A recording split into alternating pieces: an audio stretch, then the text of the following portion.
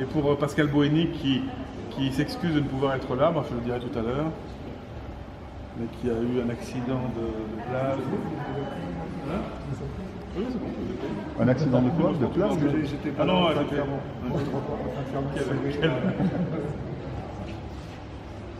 Bonne rime team. Bon, c'est gentil que vous êtes déplacé. Vous l'avez vu le film déjà.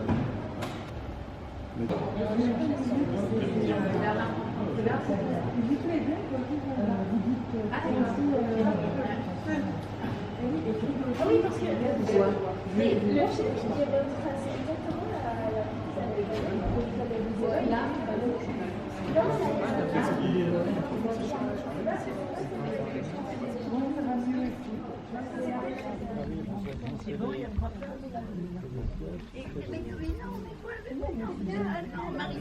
Quand même, allons.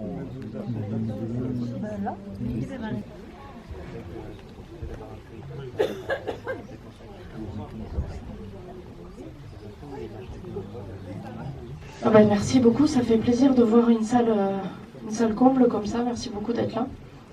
Donc c'est la 5e édition de la programmation Romer, donc j'en profite pour remercier Agnès de la Maison Romer qui est très gênée.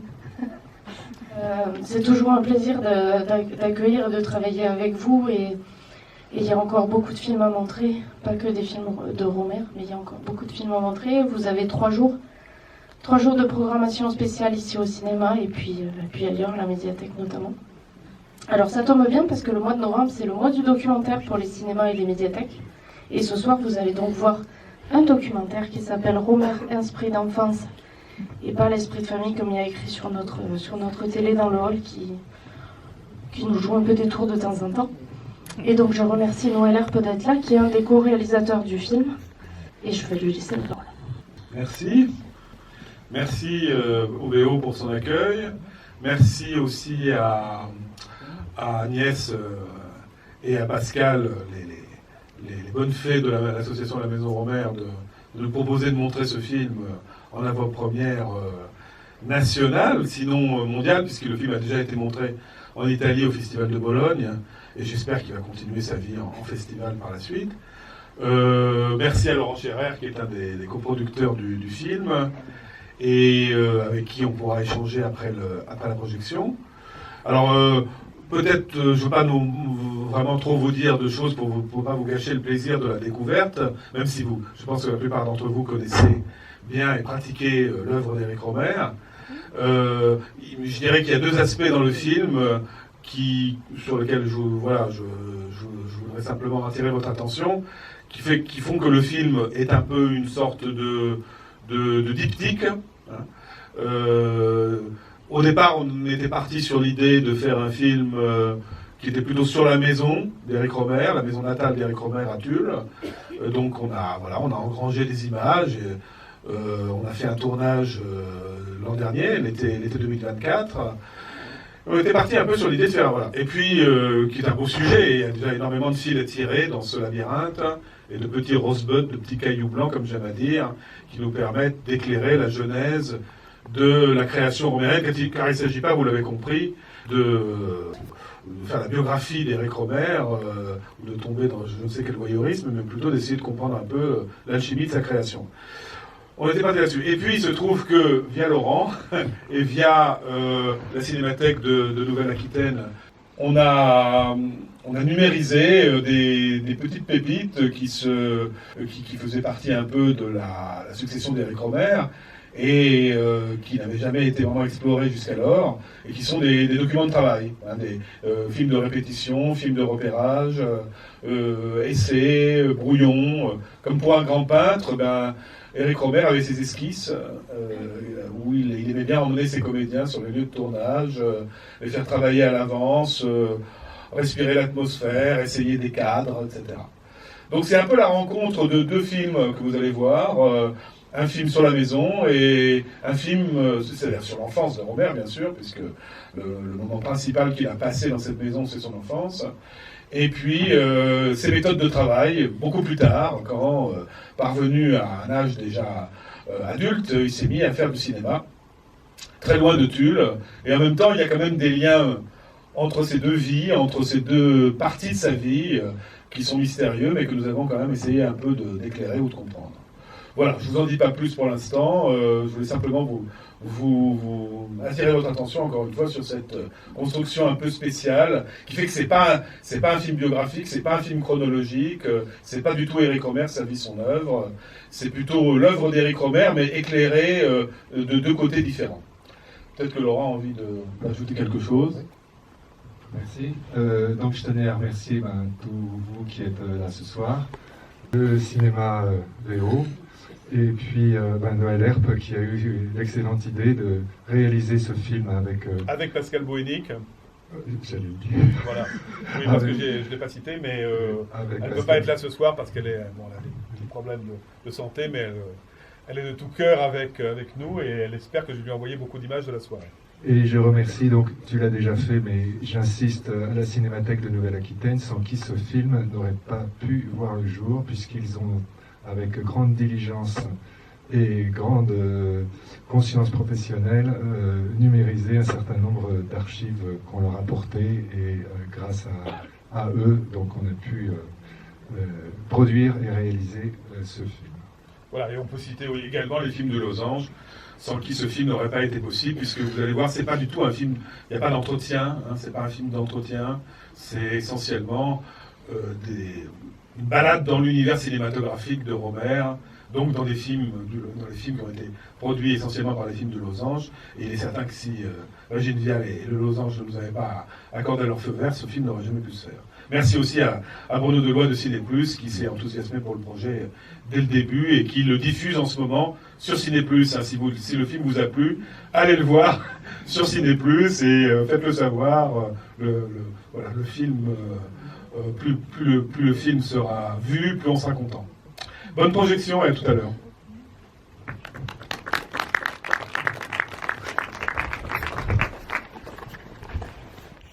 Je précise que nous avons l'honneur et la chance d'avoir Pascal Rivier aussi parmi nous, et évidemment puisque c'est le président de la Maison Rohmer, mais aussi parce qu'il est, outre d'avoir été l'ingénieur du son d'un certain nombre de films de Rohmer, il a été également l'ingénieur du son et le mixeur. Non. Enfin le mixeur. Ah non, pas du tout. Participant au mixage en tout cas. Tu étais très présent au mixage. Bah, comme tous les monteurs Ouais. son. J'ai monté, Pas tous, hein. j'ai monté la voix off, Ouais. j'ai monté les sons, j'ai enregistré les sons. On a passé des heures dans la maison à enregistrer des sons seuls, comme on dit, Qui sont seuls, ouais. voilà, Des petits... qui ne sont pas pour rien, à mon avis, dans le film. Alors, une première Et- question. N'hésitez pas à lever la main. Oui. Comme en classe. Ouais, moi j'ai une question pour vous. Est-ce qu'il y en a qui ne connaissent pas du tout le cinéma d'Éric Rohmer? Non, rien à On voir. ne connaît Ah, Ah, bah, ça fait plaisir. bah, c'est super. Alors, est-ce que ça vous a donné envie de voir des films de Rohmer? Vous n'avez pas été trop perdu dans le labyrinthe des références à des films que vous n'aviez pas vus? Oui. Enfin, c'est un peu l'idée quand même, c'est de donner envie de voir. Disons, on a essayé de faire un film qui à la fois s'adresse à des gens qui connaissent très bien l'œuvre de Rohmer, et bon, voilà, ça c'est dans nous-mêmes, et puis aussi à des gens qui ne connaissent pas du tout l'œuvre de Rohmer. Par exemple, la jeune femme qui travaillait avec notre producteur et qui a fait des images additionnelles, Pauline, qui était présente sur le tournage, n'avait jamais vu un film de Rohmer. Et quand elle a vu le film, oui, ça lui a donné envie. Donc on se dit que le film n'aura peut-être pas été tout à fait inutile. Mais c'est vrai que c'est jamais simple, s'agissant d'un cinéaste comme Rohmer, qui est un cinéaste avec un peu comme Proust. Proust disait qu'un grand écrivain, c'est quelqu'un qui vous apprend à parler dans une langue étrangère. Et moi, j'ai toujours eu ce sentiment quand j'ai découvert les films de Rohmer quand j'étais adolescent, et même en les revoyant par la suite, d'ailleurs, que quand on entre dans un film de Rohmer, on entre dans un territoire inconnu, parce qu'on parle dans les films de Rohmer d'une manière très particulière. Le langage romérien a une sophistication inédite.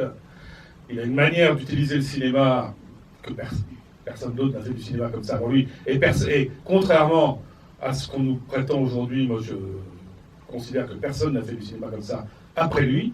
Le moule est cassé, à mon avis. C'est vraiment un cinéma totalement unique, une manière unique d'aborder le cinéma et d'aborder le langage, le rapport du cinéma et du langage. Et c'est vrai que moi, personnellement, je dois avouer que je ne suis pas rentré facilement dans l'univers de Romer. Enfin, ça a été une série en fait de frustrations parce que la première fois que je voyais les films de Romer, j'avais 10 ans, j'étais déjà très cinéphile. Enfin, il fallait, quand on était cinéphile à l'époque, une rare manière d'assouvir sa cinéphilie, c'était le ciné-club de Claude Jean-Philippe. Ça passait à pas d'heure. Donc j'ai des souvenirs comme ça. J'ai raconté ça dans un de mes livres de voir Manu chez Maud, le signe du lion, et à 10 ans, bah, vous endormez tôt, quoi. Donc je m'endormais, puis quand je me réveillais, il neigeait toujours, où il y avait toujours Gessan qui marchait, et j'avais vraiment du mal à rentrer dans cet univers qui me paraissait quand même très austère. Et puis j'ai eu vraiment ma nuit pascalienne, si j'ose dire, avec pas forcément le film de Romer le plus ambitieux, le plus philosophique, avec Le Beau Mariage, qui est vraiment un film relativement plaisant, drôle, assez, avec une certaine fraîcheur, et même si c'est un film très cruel en fait. Mais j'ai vu ce film à 15 ans, 16 ans, et à partir de là, j'ai vu tous les... Moi qui m'intéressais pas tellement au cinéma contemporain, j'étais plutôt tourné vers les films du passé, j'ai vu tous ces films chaque fois qu'ils sortaient, et parfois même ça m'arrivait, ce qui m'arrivait avec aucun autre cinéaste, de rester à la séance suivante. Je me souviens par exemple que sur Le Conte d'hiver, un film m'avait tellement bouleversé que je suis resté... Mais c'était aussi parce que j'avais quand même toujours cette espèce de ce que je disais tout à l'heure, c'est-à-dire quand même, il y a toujours une distance. Il met une distance quand même avec le spectateur qu'il faut avoir envie de franchir. Alors il y a des gens qui n'ont pas envie de la franchir et qui ne rentrent jamais dans son cinéma. Bon, c'est leur droit, mais moi j'ai toujours senti, même dans ces derniers films, même pour L'Anglais et le Duc, on va revoir demain, Triple Agent, ou La Stray, il y a toujours un moment, des 20 premières minutes, disons, où je me disais, oh là là, comment il va arriver à me faire croire à ce qu'il me raconte, quoi. Et puis je me laissais, à quelques exceptions près, je me laissais complètement embarquer. Donc c'est aussi, je pense que le cinéma de Romer fonctionne sur ça, sur ce mélange de distance, de frustration, le fait de nous proposer un monde imaginaire ou un monde mental qui n'est pas évident du tout et qu'il faut, qui se mérite, et qu'il faut, il y a une espèce d'habitude d'obstination qu'il faut avoir pour rentrer dans son cinéma. Alors peut-être pas, il y a peut-être des gens qui adorent ça dès la première seconde, mais j'ai l'impression quand même qu'il met en œuvre une espèce d'effort du spectateur que tous les cinéastes n'exigent pas. Pour dire 2 mots simplement sur la jeunesse de ce film, et puis avant de vous laisser la parole, je l'ai dit un peu tout à l'heure, hein, mais ça nous semblait intéressant avec Pascal Bohénic. Enfin, sinon, ça a été une rencontre avec Pascal Bohénic, que je connaissais depuis un certain nombre d'années. Et puis un jour, je ne sais plus si c'est elle ou si c'est moi, mais enfin, comme il se trouve que j'étais associé aux activités de la Maison Romer, et que j'avais fait la biographie, etc., et bon, avec Antoine Debec, et que voilà, on était un peu dans un bain romérien depuis... Et elle est venue me voir, puisqu'il se trouve que j'ai acheté une maison pas loin d'ici, et elle est venue voir la maison, etc., et je pense que c'est elle qui a dû me dire, ou moi, je ne sais plus, ah bah tiens, si on faisait un film... Il n'y avait jamais eu vraiment de film sur Romer, hein. C'est pas étonnant, mais il n'y avait jamais eu un film, un portrait, comme ça.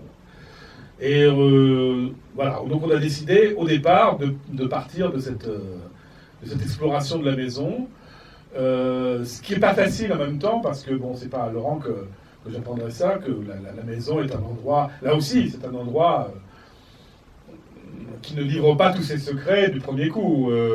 C'est une maison mystérieuse, taiseuse, silencieuse, avec un côté balsacien, une maison un peu fermée sur ses secrets.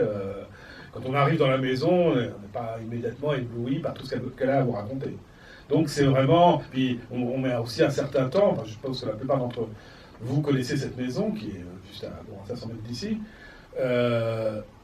C'est une maison dans laquelle on se repère difficilement, parce qu'on s'y perd. À chaque fois, même aujourd'hui encore... Chaque fois que j'y vais, je ne sais même plus comment il faut aller à la cuisine ou monter au jardin, etc. Parce que c'est vraiment là aussi un labyrinthe.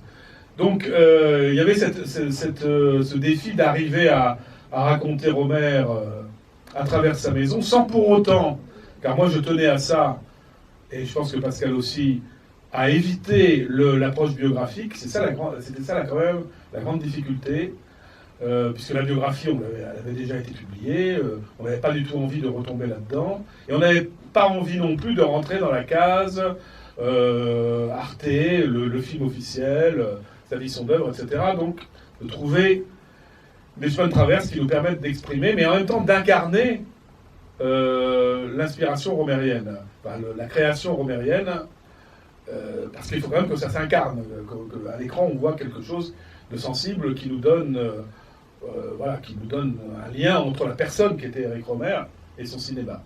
Or il se trouve que la grande difficulté pour Rohmer, c'est qu'on a quand même très très peu d'images le montrant en train de travailler.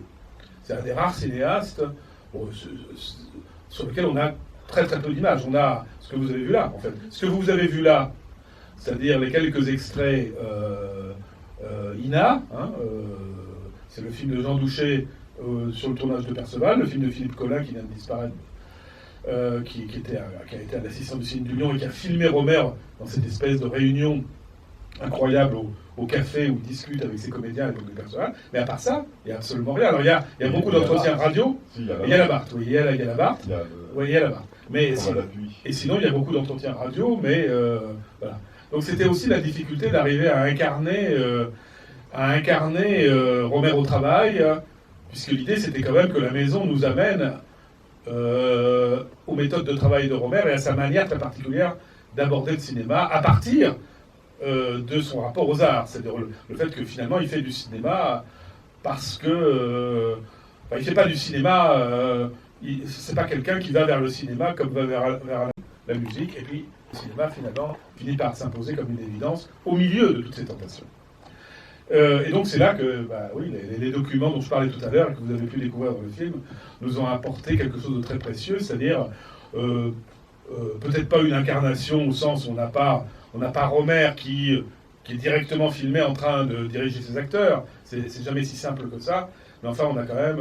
vous l'avez vu, Rohmer en train de diriger Marie Rivière dans La femme de l'aviateur et le faire un peu à la manière d'un peintre qui donnerait à son modèle des directives pour prendre la lumière comme il souhaite, etc. Bon, le moment de la piscine pour le jeu de clair, tous ces petits moments qui sont autant de passages vers le cinéma et de d'ébauches vers le cinéma et par lesquels on voit un peu se construire le cinéma de Rohmer, parce qu'il est à la fois d'artisanal, de fragile, de génial, de work in progress permanent, d'improvisation pas du tout si improvisé que ça en fait, puisque on s'aperçoit à travers tous ces films que c'était très préparé en amont. Donc c'était vraiment, je sais pas, ça a été presque miraculeux de rencontrer ces documents, parce que c'est ça qui a apporté à ce film l'incarnation dont nous avions besoin. Donc merci encore Laurent, et merci à Patrick Malfon et à Sébastien Beauplan qui ont accompagné cette numérisation très vite, en fait, ça s'est fait très vite.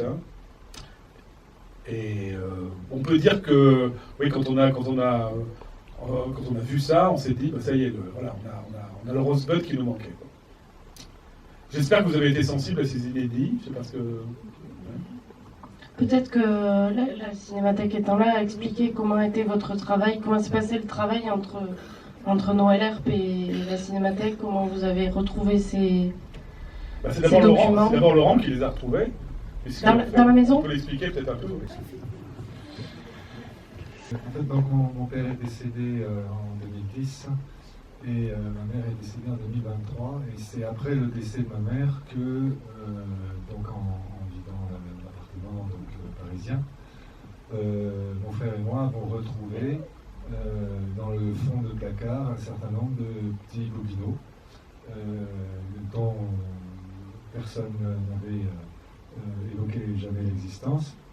Et mon premier réflexe, ça a été de le montrer à Noël Herp et à Pascal Rivier, en disant qu'est-ce que ça peut être que ça.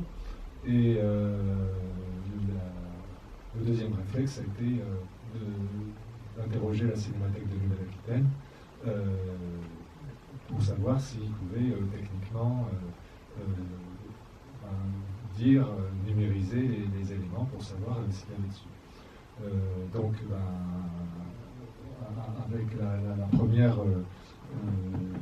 recension, je dirais, de ces éléments, on était tous devant les machines, et Pascal et Noël ont poussé des cris d'exclamation en disant mais nous sommes face d'enthousiasme, voilà, nous sommes face à des inédits absolument de l'importance capitale, puisque les extraits des petites filles modèles, enfin les essais des petites filles modèles que vous avez là, personne ne les a jamais vus, puisque ce film a été a priori complètement détruit, puisque mon père ne s'était pas trouvé qu'il n'était pas satisfaisant, ça ne correspondait pas à l'idée qu'il s'en faisait au départ. Donc ce sont vraiment des choses absolument uniques, et c'est la première fois que des spectateurs découvrent ces extraits. Alors il y a donc encore d'autres choses qui sont... Mais c'est pas fini. Voilà, c'est pas fini, parce qu'il y a pas mal de choses, donc on croise les doigts et on espère pouvoir montrer ultérieurement encore d'autres choses extraordinaires. Donc je sais pas si... C'est pas prévu, mais bon, bonjour à tous et tous. Et effectivement, on est bravo déjà pour ce travail que la Maison Romer fait, que Noël a fait, que Agnès mène avec un entrain qui fait dépasser les foules. Effectivement, quand Laurent est venu à la Cinémathèque avec ses bobines, alors depuis on en a numérisé quoi, 150 je crois. Ouais, 150 documents. 150 documents. Alors on dit documents, pas que film, parce que la particularité de ce fonds-là, c'est qu'il est vraiment protéiforme, enfin on l'a déjà dit, mais il y a du Super 8, il y a du 8, il y a du 16, il y a du 35, il y a de la DVCAM, il y a de la VHS, il y a de la SVHS. En fait, Éric Romer a filmé sous tous les formats possibles. Et en plus, ce qui est amusant, c'est qu'il y a des essais, il y a des films supposés perdus, comme les petites filles modèles qui ont été retrouvées. Je ne sais pas si on peut parler du journal. Pas perdus à jamais d'ailleurs. Le journal du... oui, le journal d'accélérant, on pense, parce qu'on n'est jamais sûr, quoi. Je veux dire, on pense qu'on a peut-être retrouvé quelque chose. Donc on a peut-être retrouvé ça, mais il y a aussi des films de famille, il y a ces essais, vous allez voir demain, avant l'Anglaise et le Duc, les essais avec la caméra, avec la maquette. Enfin, bon, il y a un fond qui est gigantesque, et c'est très compliqué quand vous vous trouvez face à des dizaines de cartons, de savoir aussi comment on priorise. Qu'est-ce qui est intéressant, qu'est-ce qui ne l'est pas. Alors c'est là où Laurent et Noël ont été d'une très grande aide, c'est qu'il a fallu passer quelques dizaines d'heures à tout visionner. Ça c'est le travail qu'a effectué Sébastien, parce que moi j'en parle beaucoup, mais en fait moi j'ai rien fait. Enfin, c'est Sébastien qui a bossé. Comment ? Mais non. Bah, pas grand-chose. Et donc il a fallu trouver, prioriser. Alors après, à partir des formats, des fois c'est un peu plus facile, parce que quand on tombe sur un film 16 mm, il y a plus de chances que ce soit un film ancien plutôt que la caméra DVK, mais bon, il a fallu faire des choix, donc croisons les doigts, peut-être qu'il y a d'autres inédits qui sont dans les cartons qu'on pourra numériser, mais contrairement à un film classique que vous pouvez voir, vous avez vu Abel Gance, là, c'est 15 ans de travail sur la restauration. Quand vous allez faire une restauration d'un film, vous allez partir sur les copies négatives, les internégatifs, les positifs. Là, on a un film 16 mm qui est inédit, qui est en une seule édition, et donc on n'a pas trop de choix. Il faut arriver à le numériser sans le détériorer. Alors vous avez vu, il y a quelques poussières. Hein. Si la productrice a quelques fonds supplémentaires, on peut faire un petit travail de restauration, Noël. On a des prix très arrangeants. Mais bon, il y a un travail qui est bien plus compliqué que sur des films des plus grosses productions, parce qu'on est sur des inédits. Il y a un seul exemplaire quand on travaille sur d'autres films, on sort des copies au CNC, et puis on va étudier sur les 5-6 copies qu'on a entre les mains, laquelle est la meilleure qualité.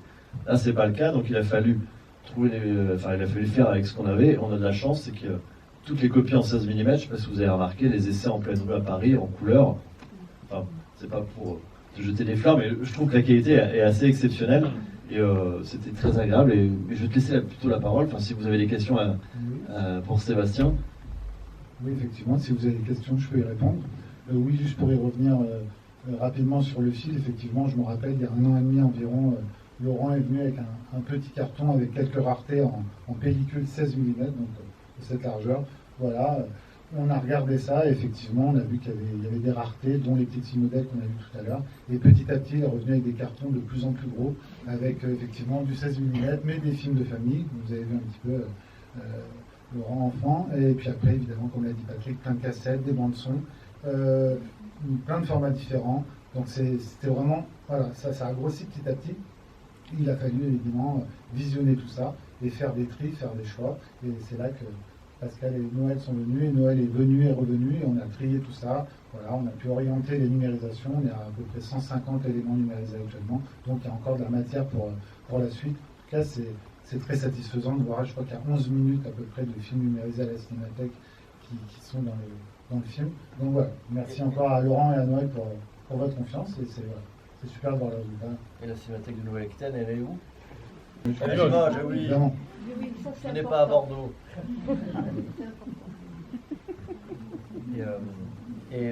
Moi, j'ai un petit regret, c'est qu'on n'a pas filmé Noël, le moment où on avait mis le film sur le scanner, où il y a vous êtes en train de vous baigner, et il dit mais c'est le rayon vert, c'est là que ça a commencé. Il faisait des bons, on se calme, hein, il y a du matériel un peu précieux, il n'en pouvait plus, mais ouais, ça fait partie aussi de la recherche, et c'est le plaisir de ces découvertes.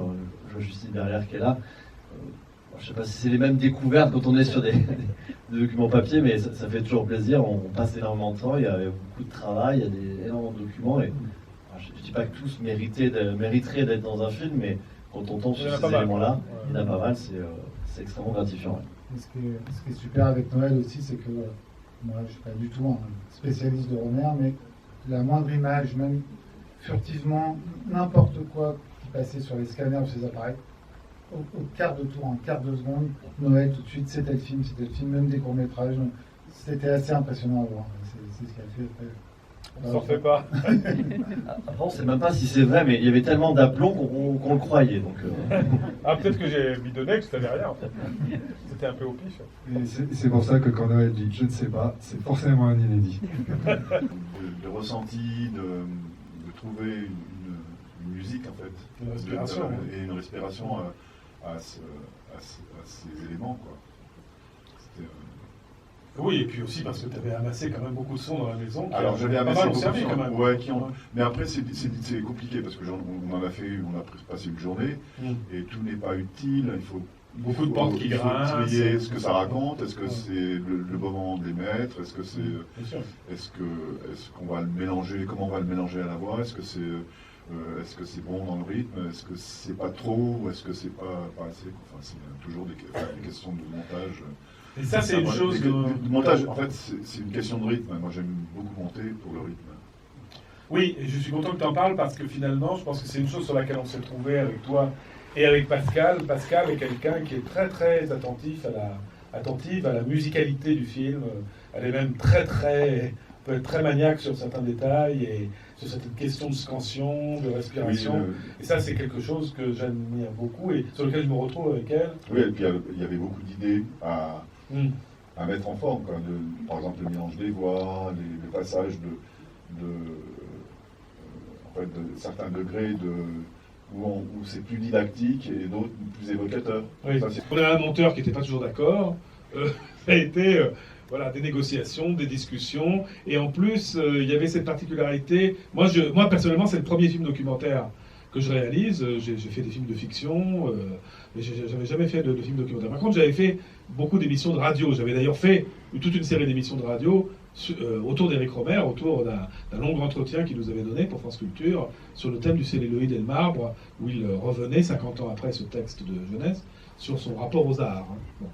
Et donc j'avais l'habitude de l'émission de radio où généralement on monte, c'est d'ailleurs très, très jouissif, parce que vous avez une liberté à l'audio que vous n'avez pas forcément à l'image. Et puis en fait on fait le texte à la fin. Or là, Pascal Bouénic a tenu, parce que c'est son habitude sans doute, elle a fait beaucoup de films sur l'art, à écrire le commentaire très tôt, et au fur et à mesure que se faisait le montage. Donc il fallait en permanence détricoter et retricoter le commentaire en fonction des aléas du montage, ce qui est un exercice de haute voltige auquel j'étais pas habitué, parce que moi je suis pas habitué à écrire comme ça. J'ai tendance un peu à considérer que quand j'écris, ben voilà, c'est pas forcément facile, mais une fois que c'est fait, j'y touche pas. Et donc là, il fallait en permanence réinventer le texte au fur et à mesure que Et puis on a eu quand même, avec la productrice Mélanie Gerin, qui nous a vraiment chaleureusement soutenus dans tout ce processus, parce qu'elle adore Rohmer et qu'elle avait vraiment envie de produire un film sur Rohmer. on a eu des moments quand même assez difficiles. Parfois, on se retrouvait au bistrot, je me souviens, et on se disait non, là ça va pas, on était devant un tunnel, quoi, une panne, quoi. On n'arrivait absolument pas à sortir du tunnel. Et puis on avait même beaucoup plus de matériaux que ça. Par exemple, on avait sélectionné des interviews audio, on avait sélectionné des extraits de texte qui étaient beaucoup plus nombreux au départ. Ce qui a été tourné dans la maison, vous n'en avez là qu'une infime partie. Donc il a vraiment fallu choisir, sabrer. Il y avait beaucoup de... Par exemple, je me souviens que le monteur, on avait mis au départ, on avait scanné beaucoup de documents, notamment dans la maison, il y a tout, hein, puisqu'il y a la famille Scherer gardait tout, donc on a le moindre devoir de mathématiques d'Éric Rohmer ou de son frère René en 1928, on a tout, quoi. Donc moi, c'est vrai que moi qui suis... Alors moi qui ai plutôt une vision d'historien, j'avais envie de montrer tout ça quand même, et parfois...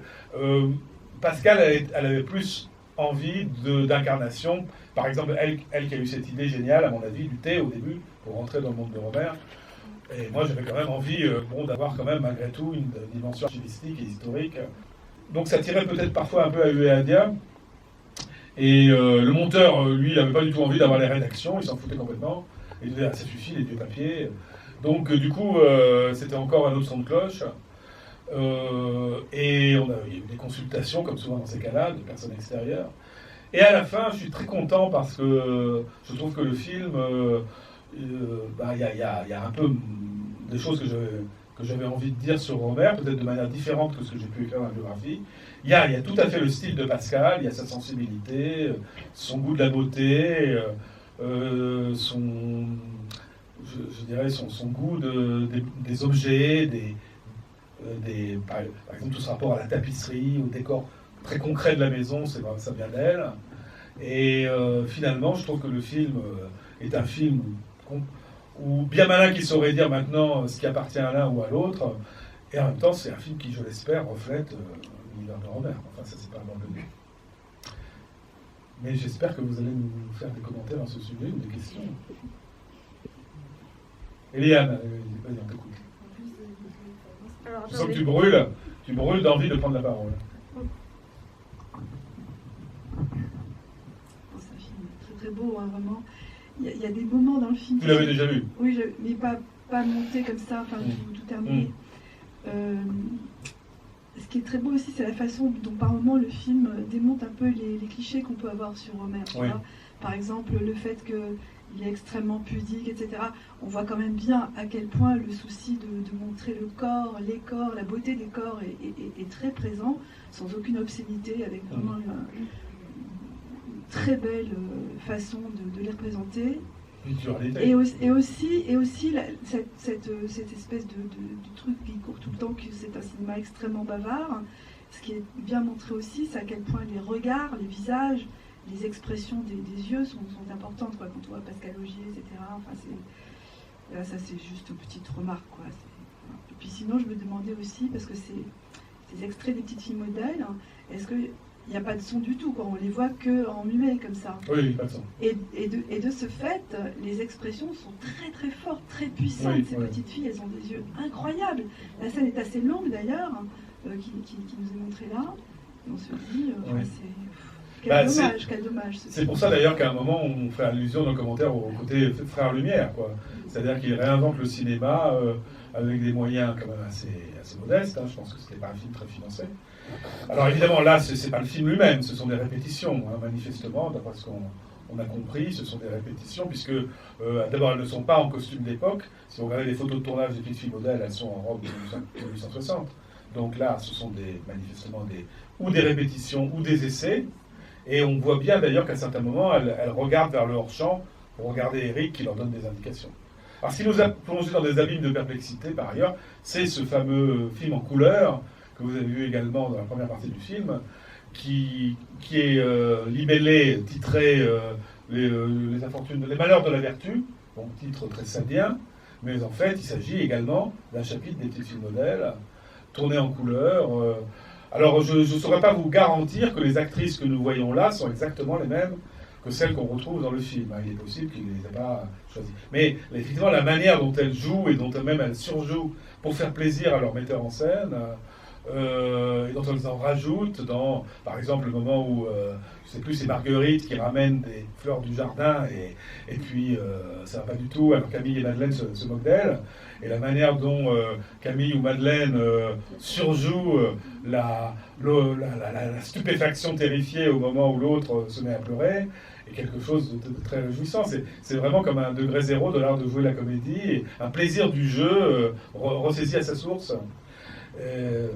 Mais je suis content que tu assistes là-dessus, parce que c'est vrai qu'on voulait battre en bref les clichés. Oui. Moi, j'en ai vraiment assez marre de toujours ce cliché sur Rohmer, cinéaste littéraire, cinéaste théâtral. Ça, c'est ce que disent souvent les gens qui n'aiment pas le cinéma de Rohmer, ou qui ne veulent pas y entrer vraiment, ou ne veulent pas reconnaître que c'est du cinéma. Et on voulait vraiment mettre en valeur. Alors, on se débarrasse un peu de ça dès le début, avec ces scènes où les gens parlent. Mais en même temps, dès le début, on montre aussi cette beauté des corps et des visages, et quelque chose qui échappe au langage, et qui, dans le conte d'hiver, atteint même à la transcendance. J'ai toujours pensé que le cinéma de Rohmer est un cinéma qui évidemment épuise les possibilités du langage, mais qui nous donne à voir le fait que l'être, dans sa dimension métaphysique, excède, déborde infiniment les pauvres limites du langage.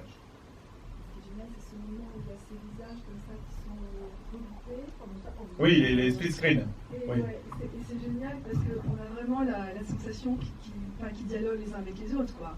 Oui. Que Marie Rivière, elle répond à Pascal Poupeau, à Amélie Poupeau, c'est génial, quoi. Ça, c'est vraiment un truc. J'aime bien, c'est pas pour m'envoyer des fleurs, bien Pascal, mais j'aime bien le moment avec la boucle, c'est-à-dire quand ils sont là, il y a Melville Poupeau qui cogne contre la statue, il y a Lisa Heredia qui caresse une statue, et puis finalement, le marbre va se remettre en marche grâce à ce celluloïd, parce que ça, on est vraiment au cœur de la problématique romérienne.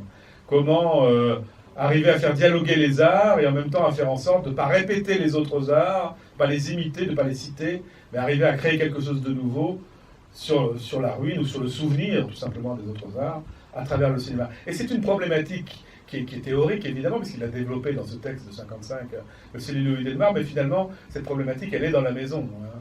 C'est ça qu'on a voulu montrer, c'est que finalement, dans la maison, il y a une sorte il y a un souvenir. La maison est une sorte de musée imaginaire, comme ça, un peu endormi, mais on a vraiment l'impression, quand on parcourt cette maison, qu'il y avait toutes ces tentations artistiques, et qu'il manquait que le cinéma pour arriver peut-être à sortir de la maison. Ça veut dire que les films de Rohmer, ça serait un souvenir de la maison? On écrit toujours forcément à partir de son enfance. Ouais, ou un rêve, quelque chose, une émanation. Oui, en tout cas, c'est une espèce d'affirmation vitale, peut-être d'évasion, de prise de libération, de prise de liberté, mais par rapport à cette espèce de musée endormi qu'est pour moi la maison. Parce qu'on a tous les arts dans la maison, on a la peinture, puisqu'il faisait de la peinture, les deux frères, on a la musique, avec le piano de Tante Mathilde, on a les livres, la poésie, même le théâtre. Il y a des choses auxquelles on a renoncé, parce qu'on ne voulait pas non plus faire un catalogue des arts, mais on avait aussi toute une partie sur le théâtre, sur le fait, c'est très fascinant que les deux petits garçons faisaient des pièces de théâtre et se baladaient dans différents étages de la maison, faisaient des représentations sur des pièces qu'ils avaient tirées de Virgile, et aussi la farce de Maître Platonin, ce genre de choses. Et donc ils allaient dans différents étages de la maison, les parents et Tante Mathilde suivaient, et chaque étage correspondait à un acte différent de la pièce. Donc comment ne pas penser qu'il y a déjà quand même de la mise en scène, peut-être pas du cinéma, mais déjà de la mise en scène. De toute façon, ce serait un truc à interroger, ce sera pas un sujet de thèse, mais il y aura à interroger la question de Rohmer acteur. Parce que Rohmer n'aimait pas se montrer, soi-disant, mais finalement, il s'est quand même beaucoup montré. Peut-être pas tellement dans des interviews, mais finalement, si vous regardez beaucoup de ses premiers films, il fait l'acteur dans ses premiers films. Donc il y a aussi ce goût de jouer, qui va ensuite déléguer à d'autres, à des gens plus jeunes que lui, et plus ou moins comédiens. Mais au départ, il a quand même le goût de faire acteur. Ça peut être un point de départ pour une vocation de cinéaste. Il a joué dans les films de Rosette, dans le film de Rivette. D'ailleurs, vous en avez vu Quand on lui a proposé de jouer, il ne s'est jamais... chez Rivette, chez Luc Boulet. Ouais. Bien sûr, oui, tout à fait. Et il fait parfois des caméos dans certains de ses films, comme dans La Marquise d'O. D'autres questions? Allez. Oui. la famille Scherrer, Oui. socialement. Personne ne vous en parle devant. Quelle était la situation sociale? Alors, le monsieur demande quelle était la situation sociale de la famille Scherrer. C'était des gens qui étaient, je dirais, assez à l'aise, puisque mon grand-père était le directeur du bureau à la préfecture, donc c'est un fonctionnaire bien placé. Bon, c'est pas des gens richissimes, hein, mais au vu de ce qu'on voit dans la maison, de la décoration, etc., ce sont des gens qui avaient des moyens. Je sais pas ce que... Bourgeoisie. Voilà, c'est ça. Je veux dire, j'ai pas à regarder les objectifs. Mais... C'était un fonctionnaire. Oui, c'est ça. C'était un fonctionnaire à la préfecture. Voilà, un chef de bureau à la préfecture. Je pense qu'il devait bien gagner sa vie. Bon, cela dit, il y a eu sûrement des hauts et des bas, parce que il y a des moments, en particulier pendant la période de la guerre, où ça a été, mais ça c'est vrai pour tout le monde, hein, ça a été beaucoup plus difficile, puisque donc justement tu faisais référence à des livres de comptes, des choses comme ça, où on voit qu'il y a des moments, c'était des comptes qui montraient qu'ils dépensaient le moins possible. Mais bon, globalement, pour répondre à votre question, oui, c'était ce qu'on appelle des personnes qui vivaient sans avoir à se soucier des fins de mois, comme...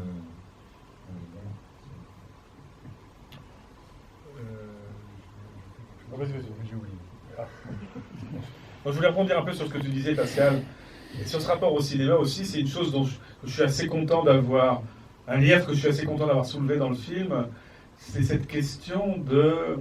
C'est pas tellement la question de la maison pour moi, c'est plutôt la ville de Tulle. C'est-à-dire, moi ça m'a frappé par exemple quand j'ai été à Ferrare, je ne sais pas si vous connaissez cette ville en Italie, quand vous arrivez à Ferrare, vous voyez tout le cinéma d'Antonioni. Ces rues, ces grandes rues, désertiques, ce paysage à la Chérico, qui était également natif de Ferrare. Bon. Donc, voilà. Et je trouvais que c'était intéressant aussi de se poser la question par rapport à comment le paysage tulliste, vu des fenêtres de cette maison où il était souvent enfermé, parce que sortir dans la rue et aller jouer aux billes, c'était se mêler aux fils d'ouvriers, donc il fallait justement rester dans la maison parce que les bourgeois, les fils de bourgeois n'allaient pas dans la rue. Donc, la première vision du monde qu'a Eric Romer, enfant, c'est ces enfants qui jouaient aux billes. Et puis à l'époque, me racontait-il, il y avait des ruines derrière, c'était les ruines d'un ancien couvent au monastère, et avant qu'on construise la poste. Et donc, il voyait des enfants qui jouaient aux billes, des ruines derrière, et puis des gens qui passaient sur le quai. Et ces enfants qui jouent aux billes dans les ruines, pour moi, c'est presque, avec un arrière-plan, une profondeur de champ très large, pour moi, c'est déjà presque une anticipation du cinéma de Romer. C'est-à-dire ce mélange entre l'ancien et le nouveau, entre le mouvement de la vie et puis le regret du passé, l'ancien et le moderne, comme il aurait dit. Et puis ce côté panoptique. Moi, ce qui me frappe beaucoup personnellement, étant parisien, quand je viens à Tulle, c'est ce côté panoramique et panoptique. C'est-à-dire, c'est quand même une ville où, dans beaucoup d'endroits où qu'on soit, on voit la ville. On a une sorte de vision, on embrasse la ville, on englobe la ville du regard. C'est pas si fréquent, il n'y a pas beaucoup de villes. Surtout aujourd'hui, on a cette appréhension de l'espace urbain. Et ça me frappe beaucoup, notamment lorsque je viens de la campagne et que j'arrive à Tulle, on a une vision presque totale de la ville. Et ça, je pense que il a restitué ça dans sa théorie de l'espace cinématographique. Hein. Toute sa théorie à partir de 1949, où il dit, finalement, ce qui est intéressant dans le cinéma, c'est d'une totalité sensible à l'intérieur du plan, une espèce de continuité spatiale. Pour moi, ça vient de l'appréhension du paysage qu'il a eu enfant à Tulle. Alors, je ne veux pas faire du psychologisme en disant ça, mais je trouve ça quand même très intéressant de s'appuyer sur sa biographie pour comprendre ce qui a pu amener son cinéma, parce que c'est vrai qu'il y a, c'est pas du tout un cinéaste du montage, hein, c'est vraiment, même s'il y a du montage dans son cinéma, bien sûr, mais c'est quelqu'un qui, à l'intérieur même du plan, essaie d'évoquer une sorte de continuité spatiale et sensible qui serait autosuffisante. Hein. Alors évidemment, il s'appuie sur des exemples comme Murnau. Oui, parce que quand on regarde certaines vues de Tulle depuis certains endroits, notamment au-dessus de la maison, on voit aussi les toits du film de Murnau, le Faust. Oui. Le début du Faust. Absolument. Moi, je regarde, je me dis, tiens, il y a ce... Ah ben moi pour moi c'est pas par hasard s'il a aimé le Faust, tout à fait. Oui. Le Faust de Murnau, dans le Faust de Murnau vous avez des scènes, notamment toutes les scènes en effet où Émile Jannings qui joue Méphisto drague Yvette Guilbert qui joue Dame Marthe, c'est vraiment avec ces toits en pignon, ce Moyen-Âge un peu expressionniste. Quand vous voyez, quand vous visitez le jardin au-dessus de la maison de Tulle, la maison natale, vous avez cette atmosphère-là. Je suis persuadé qu'il a aimé le film de Murnau à cause de ça. Et aussi parce que depuis la maison de la Barrière, c'est une des rares maisons de la rue de la Barrière qui soit ouverte sur tout le paysage, où le paysage se donne d'une façon très, très forte, quoi. Alors que dans les autres, ils ont des vis-à-vis, la rue est étroite, et les trois maisons qui sont à cet endroit-là ont vraiment un panorama sur la ville. Qui n'est pas un panorama touristique, qui est un panorama sensible. Ouais. Et c'est vrai aussi au niveau sonore, d'ailleurs. Moi, ça me frappe chaque fois que je suis dans la maison, à quel point on entend les bruits de la ville, mais pas du tout d'une manière agressive. Enfin, on entend une espèce de tissu sonore de la ville, de manière très très forte, très poétique.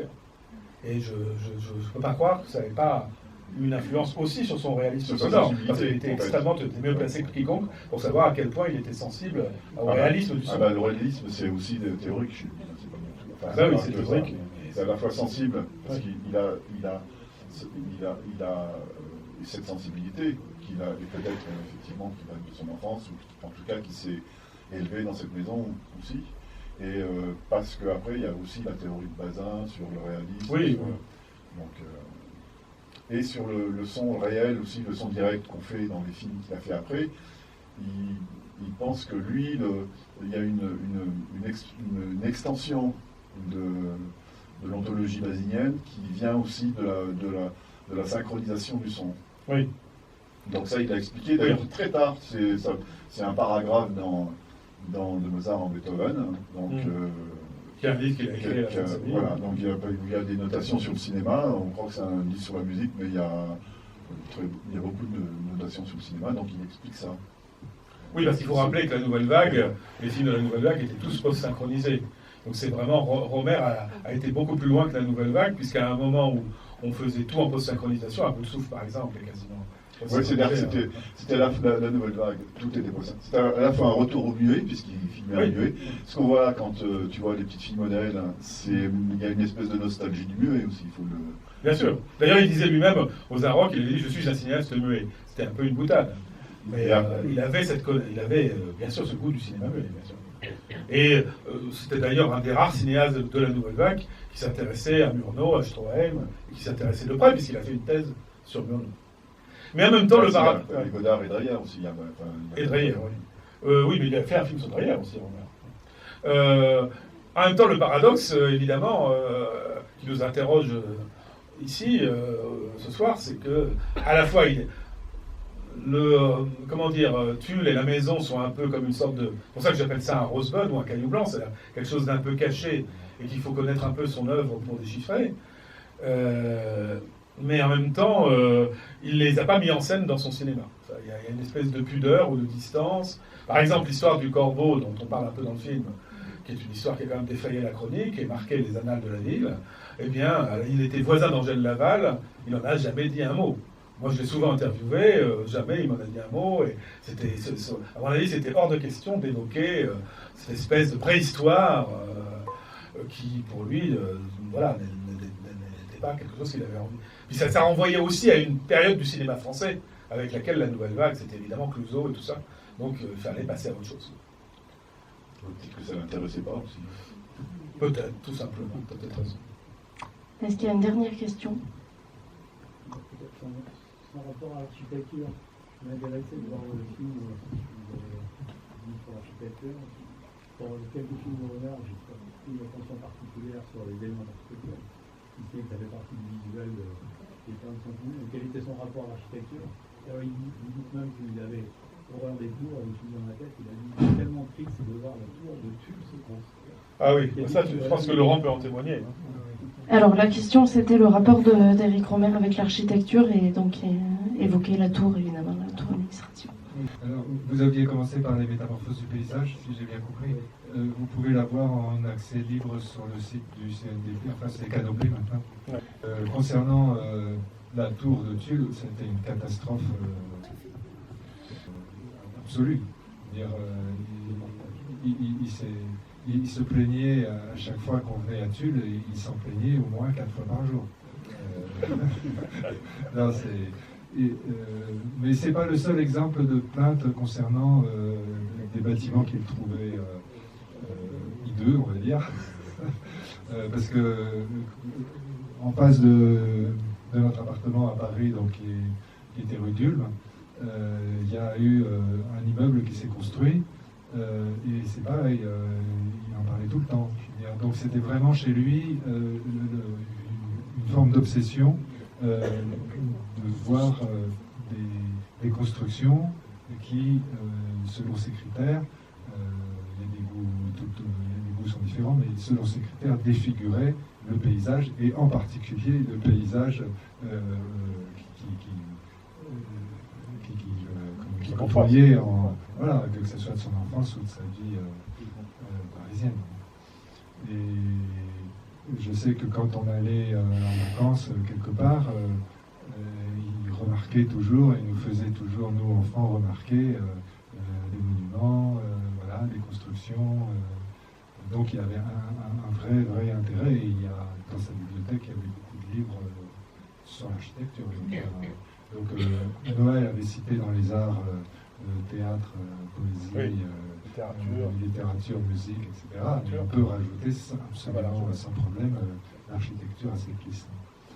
Ce que je voulais dire tout à l'heure et que j'avais oublié, et ça m'est revenu, c'est que quand tu parlais du théâtre, il y a des pièces de théâtre que René et lui ont écrites, qui sont dans les archives de la maison. Donc, en vers parfois, oui. Et ça dès l'école primaire. Je veux dire, il y avait une production littéraire très précoce. Et donc j'en profite pour dire que tous ces papiers fort intéressants vont être donnés donc, aux archives, d'une part pour une petite part aux archives de Tulle, et pour une grande part aux archives départementales, où donc elles pourront être conservées dans de bonnes conditions. Et sinon, puisque j'ai le micro, j'en profite aussi pour dire que ceux qui donc ne connaissent pas la maison, donc elle est au 95 rue de la Marrière, et il y a le projet donc, qui est porté par la Maison Romer, donc par Pascal Ribier et Agnès Gamiro ici présente, qui est de garder cet esprit de la maison, de sauvegarder cette maison, au moins dans une grande partie, et d'en faire non pas un musée en repos, mais un lieu réveillé.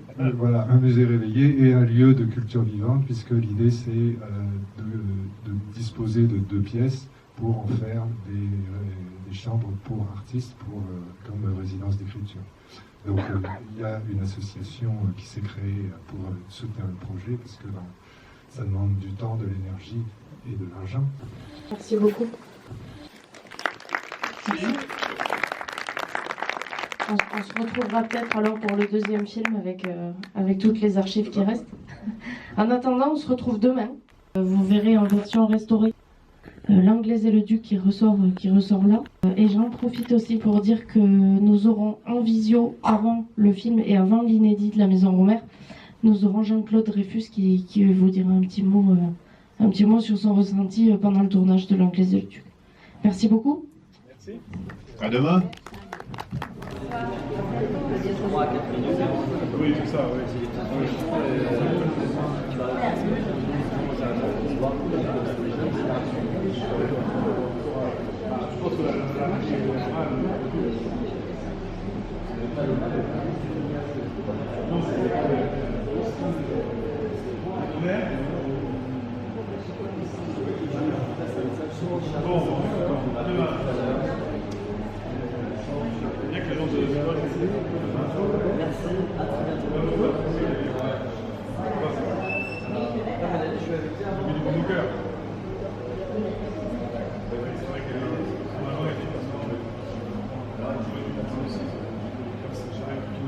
Les génériques, c'est un peu de on regarde toujours sur le livre.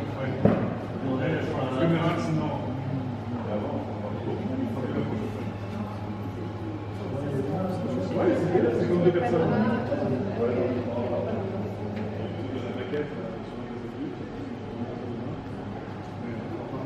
Oui, on a raccourci un peu l'histoire de Beckett. Moi, je ne l'ai pas touché. Alors, c'est intéressant dans la longueur de voir. Mais s'il y a un montage. Non, mais c'est pas gênant, hein. Au contraire, ça fait plus film. Ça fait comme du travail, voilà. C'est pareil, ces archives en fait, c'est des marqueurs du temps, donc on ne peut pas aller à l'instant, il faut les faire le mieux possible, peut-être enlever certains défauts si besoin, mais ça doit rester Oui, il doit pas être mis au bout du jour. Ouais, c'est ça, parce que on le fait sur des films, moi je trouve ça horrible. Donc il y a un rapport à l'histoire quand même. On ne peut pas gommer comme ça. C'est une vraie question. Parce que sur les films, ça, c'est pour vous, ça doit être peut-être plus facile à résoudre. Parce que sur les films de fiction,